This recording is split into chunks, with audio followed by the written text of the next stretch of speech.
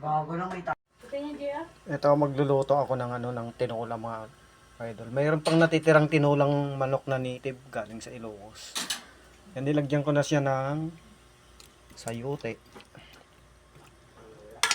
Antayin natin lumambot yan, tapos saka natin ilalagay yung talbos ng sili naman.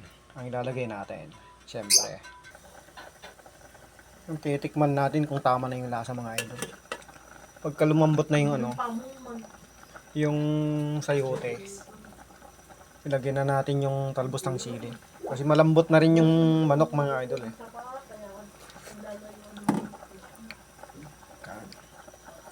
Palambutin natin ng gusto yung sayote para masarap. Nilakasan ko na yung apoy mga idol para madaling lumambot na yung sayote. Takpan ko lang saglit. Ayun, malambot na yung sayote mga idol. Lagay na natin yung talbos ng sili para makakain na tayo. Yan, nilagay na natin yung sili. Mga idol.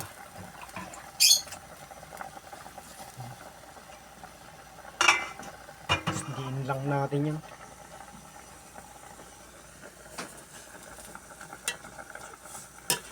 Lubog na natin para okay na.